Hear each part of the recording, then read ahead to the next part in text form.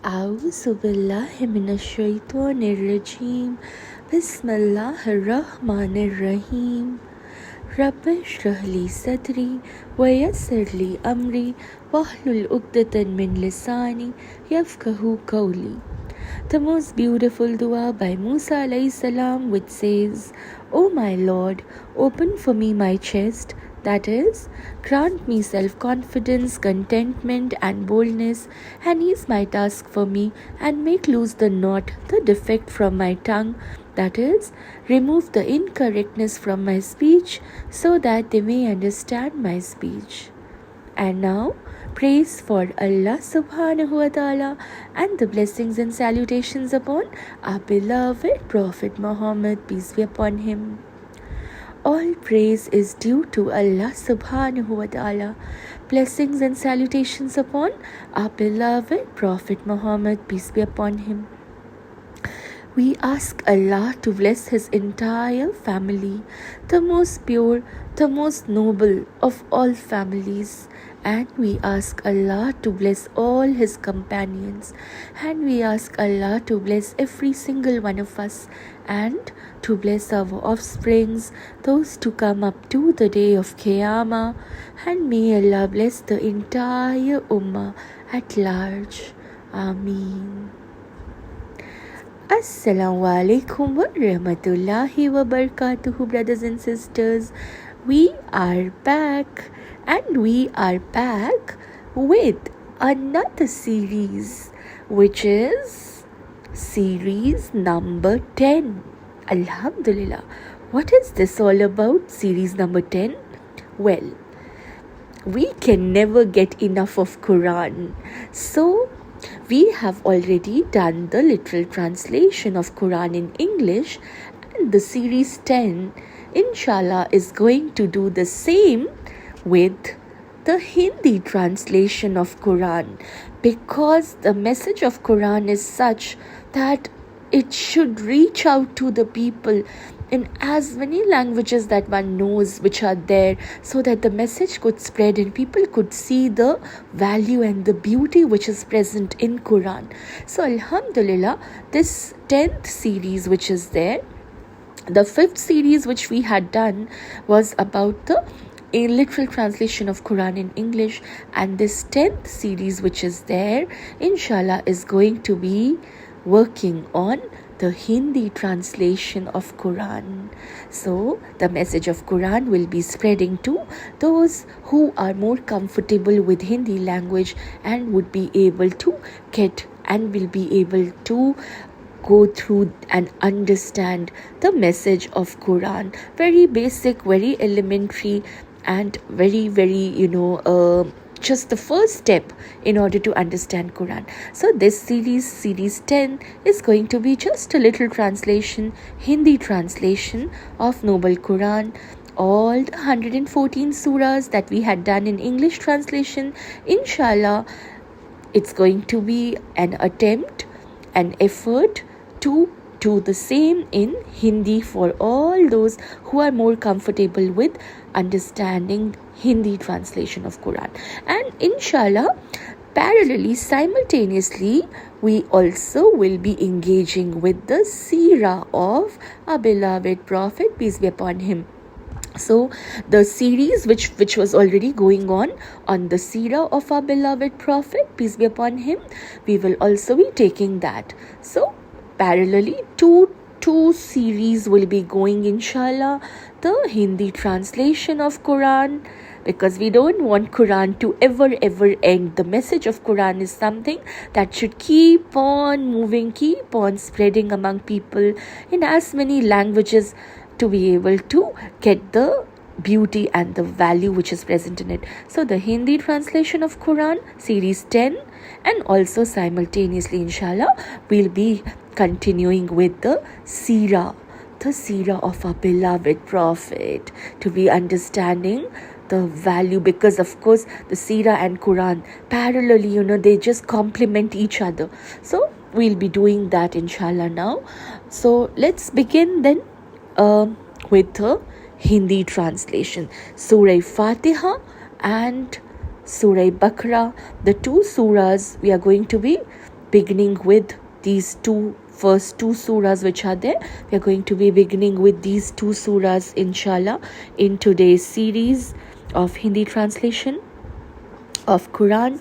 And before, of course, beginning with that, we'll once again seek refuge in Allah subhanahu wa ta'ala from the accursed shaitan. A'udhu billahi minash shaitanir rajim. Bismillahir rahmanir rahim. Quran, Surah number 1, Surah Al-Fatiha, Ayat 1 onwards. बिस्मिल्लाहिर्रहमानिर्रहीम। अल्लाह के नाम से जो बड़ा कृपालु और अत्यंत दयावान है। प्रशंसा अल्लाह ही के लिए है जो सारे संसार का रब है। बड़ा कृपालु अत्यंत दयावान है, बदला दिए जाने के दिन का मालिक है। हम तेरी बंदगी करते हैं और तुझी से मदद मांगते हैं। हमें सीधे मार्ग पर चला, उन लोगों के मार्ग पर जो तेरे कृपा पात्र हुए, जो ना प्रकोप के भागी हुए और ना पथभ्रष्ट। अल्लाहु अकबर।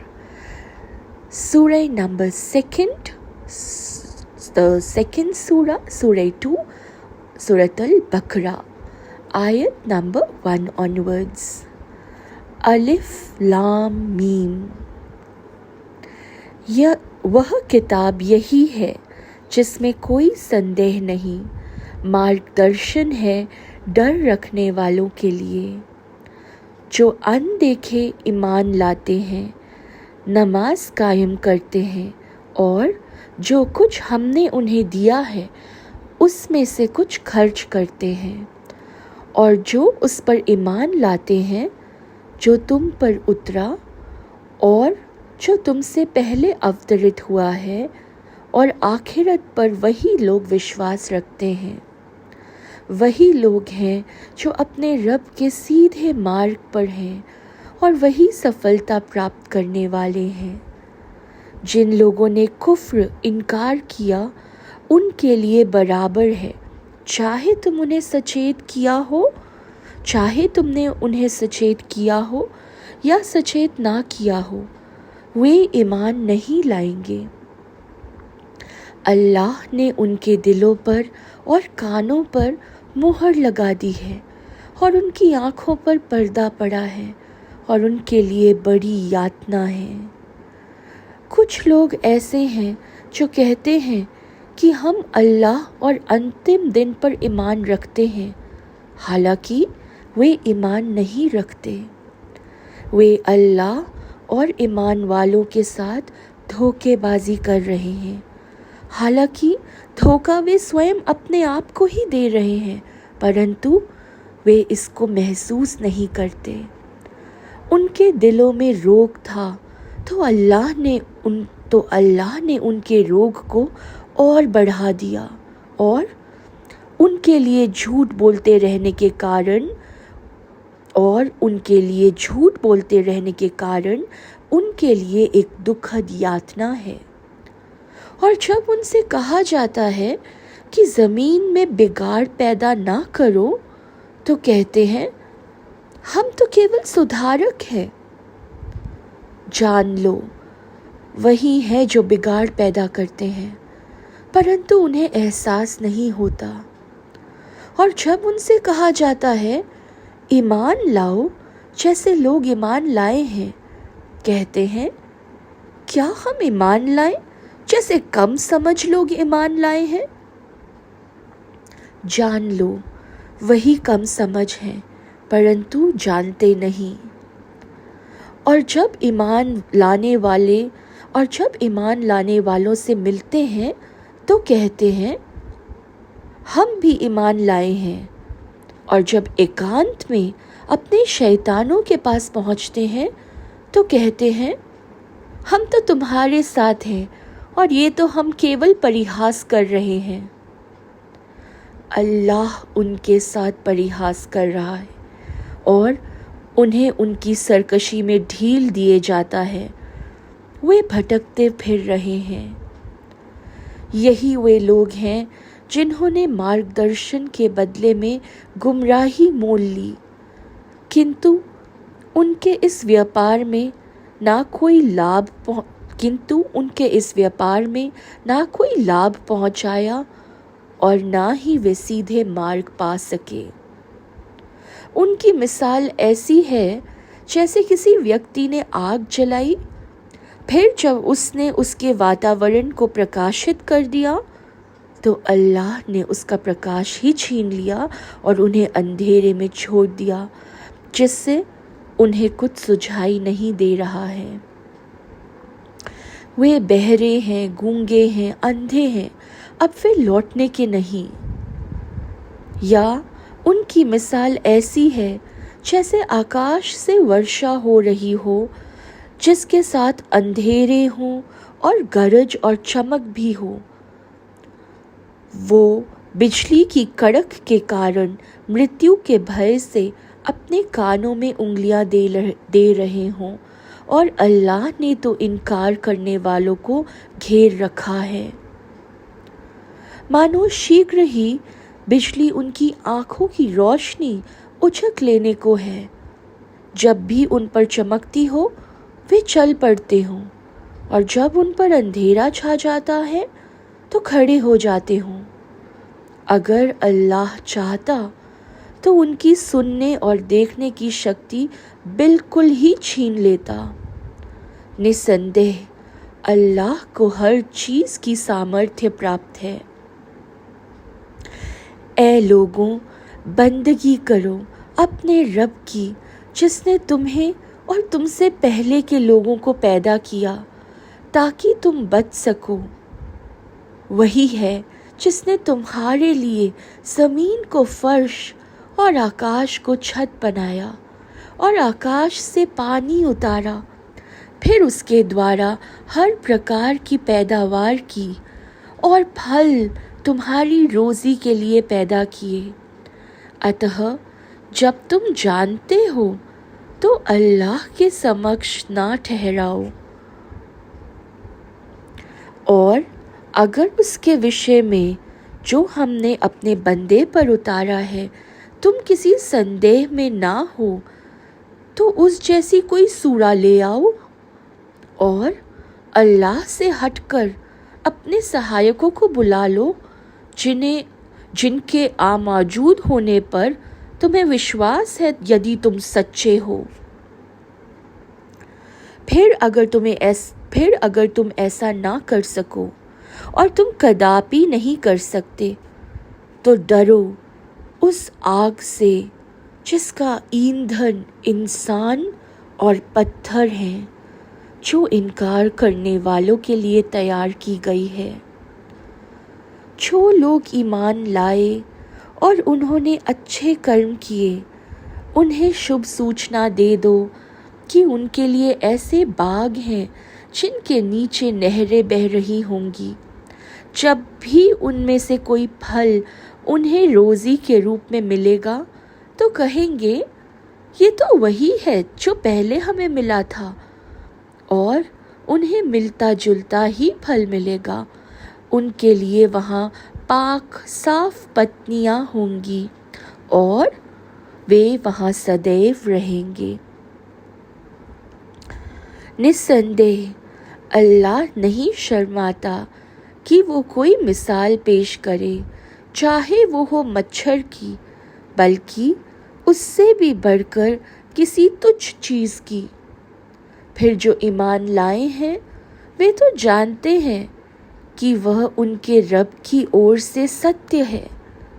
रहे इनकार करने वाले तो वे कहते हैं, इस मिसाल से अल्लाह का अभिप्राय क्या है। इससे वह बहुतों को भटकने देता है और बहुतों को सीधा मार्ग दिखा देता है, मगर इससे वह केवल अवज्ञाकारियों ही को भटकने देता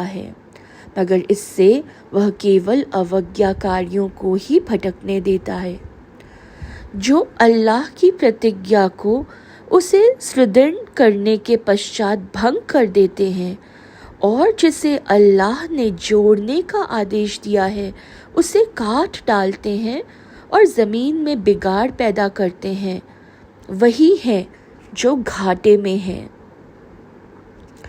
तुम अल्लाह के साथ अविश्वास की नीति कैसे अपनाते हो? जबकि तुम निर्जीव थे तो उसने तुम्हें जीवित किया, फिर वही तुम्हें मौत देता है, फिर वही तुम्हें जीवित करेगा, फिर उसी की ओर तुम्हें लौटना है। वही तो है जिसने तुम्हारे लिए ज़मीन की सारी चीज़ें पैदा की, फिर आकाश की ओर रुख किया और ठीक तौर पर 7 आकाश बनाए, और वह हर चीज़ को जानता है। और याद करो जब तुम्हारे रब ने फरिश्तों से कहा कि मैं धरती में मनुष्य को खलीफा, सत्ताधारी बनाने वाला हूँ। उन्होंने कहा, क्या उसमें उसको रखेगा जो उसमें बिगाड़ पैदा करे और रक्तपात करे? और हम तेरा गुणगान करते हैं और तुझे पवित्र कहते हैं। उसने कहा, मैं जानता हूँ जो तुम नहीं जानते। उसने अल्लाह ने आदम को सारे नाम सिखाए, फिर उन्हें फरिश्तों के सामने पेश किया और कहा, अगर तुम सच्चे हो तो मुझे इनके नाम बताओ। वे बोले, पाक और महिमावान है तूने जो कुछ हमें बताया उसके सिवा हमें कोई ज्ञान नहीं।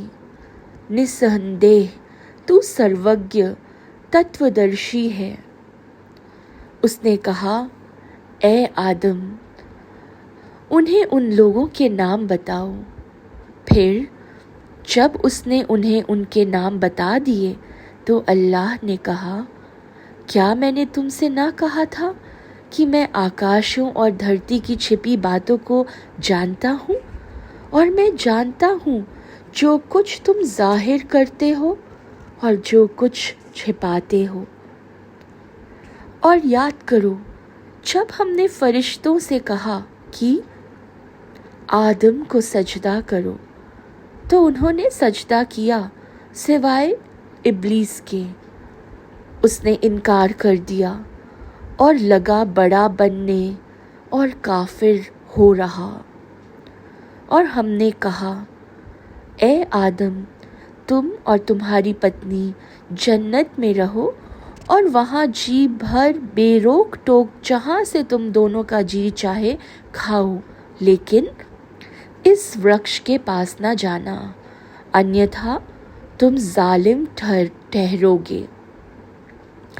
अंततः शैतान ने उन्हें वहाँ से फिसला दिया, फिर उन दोनों को वहाँ से निकलवा कर छोड़ा जहाँ वे थे।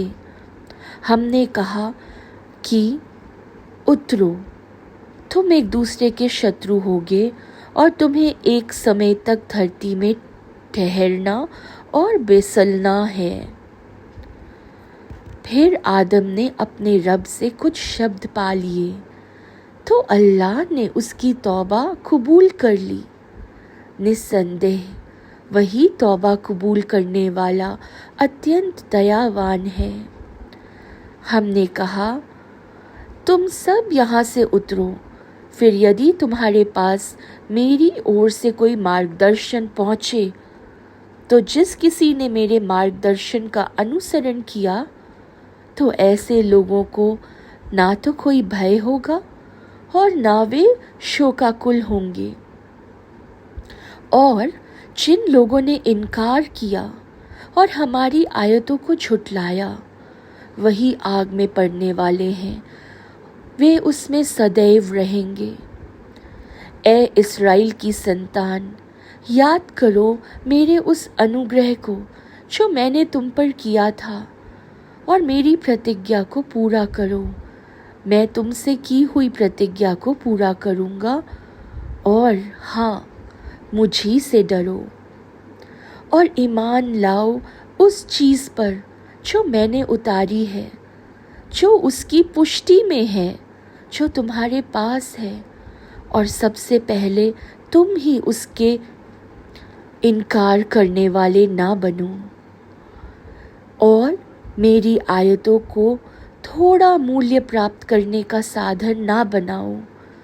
मुझसे ही तुम डरो और सत्य और असत्य का घाल मेल ना करो और जानते बूझते सत्य को छुपाओ मत और नमाज कायम करो और ज़कात दो और मेरे समक्ष झुकने वालों के साथ झुको। क्या तुम लोगों को तो नेकी और एहसान का उपदेश देते हो और अपने आप को भूल जाते हो, हालांकि तुम किताब भी पढ़ते हो।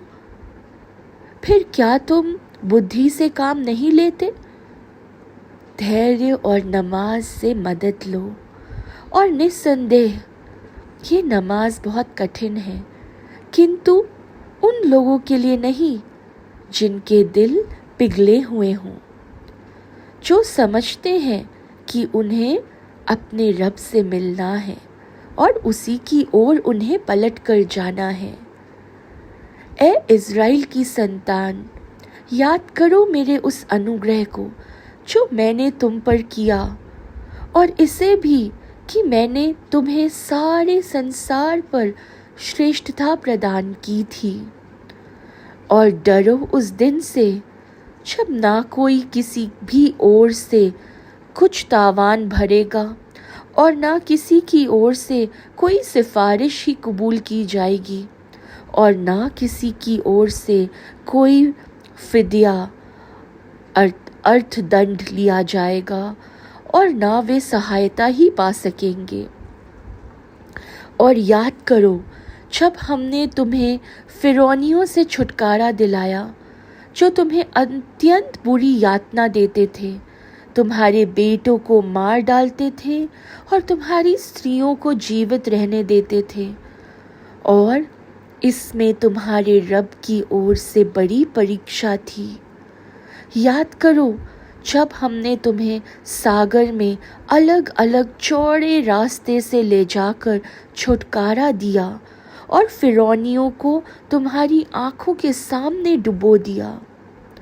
और याद करो जब हमने मूसा अलैहिस्सलाम से 40 रातों का वादा ठहराया तो उसके पीछे तुम बछड़े को अपना देवता बना बैठे। तुम अत्याचारी थे। फिर इसके पश्चात भी हमने तुम्हें क्षमा किया ताकि तुम कृतज्ञता दिखलाओ। और याद करो जब मूसा अलैहिस्सलाम को हमने किताब और कसौटी प्रदान की ताकि तुम मार्ग पा सको।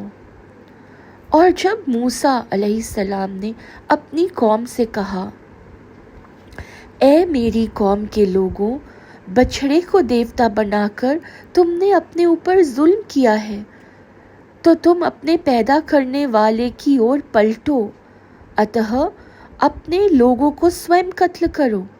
यही तुम्हारे पैदा करने वाले की स्पष्ट में तुम्हारे लिए इच्छा है, तुम्हारे लिए अच्छा है। फिर उसने तुम्हारी तौबा कबूल कर ली।